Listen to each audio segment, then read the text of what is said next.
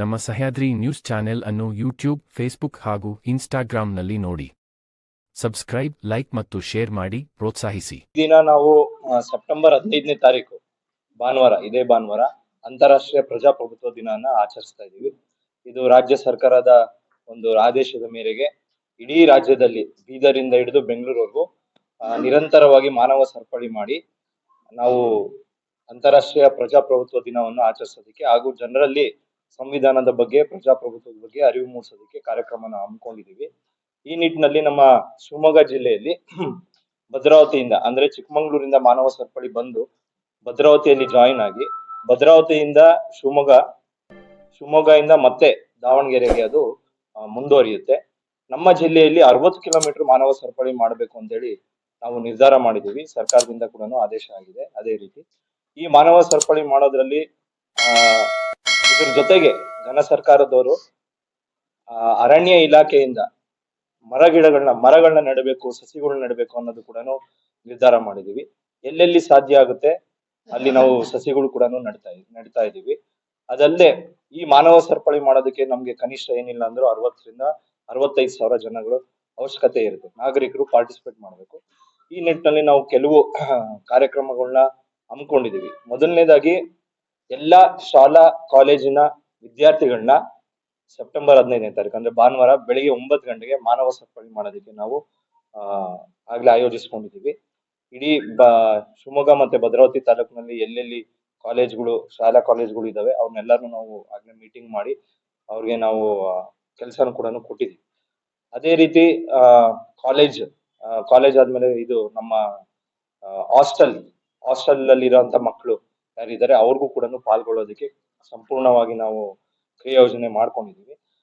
ತದನಂತರ ನಮ್ಮಲ್ಲಿ ಇರುವಂತ ಗ್ರಾಮ ಪಂಚಾಯತಿಗಳು ಯಾವ್ದು ಬರುತ್ತೆ ಆ ರೂಟ್ ಅಲ್ಲಿ ಬರುವಂತ ಗ್ರಾಮ ಪಂಚಾಯತಿಗಳು ಮತ್ತೆ ಶಿವಮೊಗ್ಗ ಮತ್ತೆ ಭದ್ರಾವತಿ ತಾಲೂಕಲ್ಲಿ ಇರುವಂತ ಎಲ್ಲಾ ಗ್ರಾಮ ಪಂಚಾಯತಿಗಳಿಗೂ ಕೂಡ ನಾವು ಕರೆ ಕೊಟ್ಟಿದ್ದೀವಿ.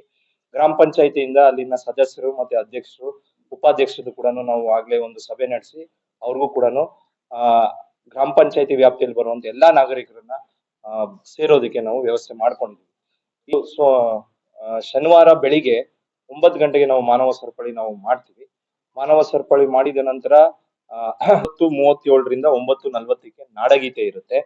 ತದನಂತರ 9:40ರಿಂದ 9:55ವರೆಗೂ ಮುಖ್ಯ ಅತಿಥಿಗಳಿಂದ ಭಾಷಣ ಇರುತ್ತೆ. ಇಲ್ಲಿ ನಮ್ಮಲ್ಲಿ ಮುಖ್ಯ ಅತಿಥಿಗಳಾಗಿ ನಮ್ಮ ಸಚಿವರು ಪಾಲ್ಗೊಳ್ತಾರೆ.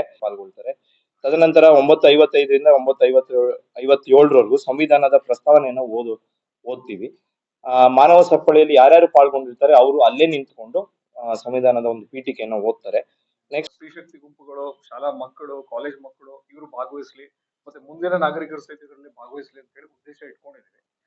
ಪ್ರಜಾಪ್ರಭುತ್ವ ಅಂದ್ರೆ 5 ವರ್ಷಕ್ಕೊಂದ್ಸತಿ ವೋಟ್ ಹಾಕೋದಷ್ಟೇ ನಮ್ ಕರ್ತವ್ಯ ಅಲ್ಲ. ಪ್ರತಿ ವರ್ಷ ನಾವು ಈ ತರ ಒಂದು ಒಳ್ಳೆ ಕಾರ್ಯಕ್ರಮ ಮಾಡಿದ್ರೆ ಈ ಪ್ರಜಾಸತ್ತಾತ್ಮಕ ಮೌಲ್ಯಗಳಲ್ಲಿ ಜನರಿಗೆ ಒಳ್ಳೆ ಅರಿವು ಇರುತ್ತೆ, ಮತ್ತೆ ಮುಂದಿನ ಜನರೇಷನ್ಗೆ ಇದೊಂದು ಸ್ಫೂರ್ತಿ ಆಗತ್ತೆ ಅಂತ ಹೇಳಿ ನಾವು ಇದ್ರ ಬಗ್ಗೆ ಗಂಭೀರವಾಗಿ ನಾವು ಇದನ್ನ ಮಾಡ್ತಾ ಇದೀವಿ. ಸೊ ಇದೇ ಕಾರಣಕ್ಕೆ ನಾವು ಉತ್ತಮವಾಗಿ ಯಾರು ಪಾರ್ಟಿಸಿಪೇಷನ್ ಮಾಡ್ತವೆ ಸ್ಕೂಲ್ಸ್ ಗಳಲ್ಲಿ ಒಳ್ಳೆ ವೇಷಭೂಷಣ ಹಾಕೊಂಡು ಹೆಚ್ಚಿನ ಸಂಖ್ಯೆಯಲ್ಲಿ ಮಕ್ಕಳು ಯಾರು ಬರ್ತಾರೆ ಅಂತ 3 ಶಾಲೆಗಳಿಗೆ ನಾವು ಜಿಲ್ಲಾ ಮಟ್ಟದಲ್ಲಿ ಒಂದು ಪ್ರಶಸ್ತಿ ಕೊಡ್ಬೇಕಂತ ಈಗಾಗಲೇ ನಿರ್ಧಾರ ಮಾಡಿದ್ವಿ. ಅದ್ರ ಜೊತೆಗೆ ಸ್ತ್ರೀಶಕ್ತಿ ಗುಂಪುಗಳಲ್ಲೂ ಸಹಿತ ಒಳ್ಳೆ ರೀತಿಯಿಂದ, ಒಳ್ಳೆ ಸ್ಪಿರಿಟ್ ಇಂದ, ಒಂದು ಮನೋಭಾವದಿಂದ ಯಾರು ಭಾಗವಹಿಸ್ತಾರೆ, ಒಳ್ಳೆ ಸಂಖ್ಯೆಯಲ್ಲಿ ಬರ್ತಾರೆ ಅವ್ರಿಗೂ ಸಹಿತ 3 ಸ್ತ್ರೀಶಕ್ತಿ ಗುಂಪುಗಳಿಗೆ ನಾವು ಒಂದು ಅವಾರ್ಡ್ ಅನ್ನ ಕೊಡ್ತೀವಿ. ನೆಕ್ಸ್ಟ್ ಅದೇ ರೀತಿ ಬೇರೆ ಬೇರೆ ಇನ್ಸ್ಟಿಟ್ಯೂಷನ್ಸ್ ಇದೆ, ನಮ್ಮ ಡಿಗ್ರಿ ಕಾಲೇಜಸ್ ಇದೆ, ಪ್ರೈವೇಟ್ ಕಾಲೇಜಸ್ ಇದೆ, ಮೆಡಿಕಲ್ ಕಾಲೇಜಸ್ ಇದೆ. ಅಲ್ಲಿಂದನೂ ಬರ್ಲಿ ಅಂತ ಹೇಳಿ ನಾವು ಎಕ್ಸ್ಪೆಕ್ಟ್ ಮಾಡ್ತಾ ಇದೀವಿ. ಅವ್ರಿಗೂ ಸಹಿತ ಒಂದು 3 ಅವಾರ್ಡ್ ಗಳನ್ನ ನಾವು ಘೋಷಣೆ ಮಾಡ್ತಾ ಇದ್ವಿ.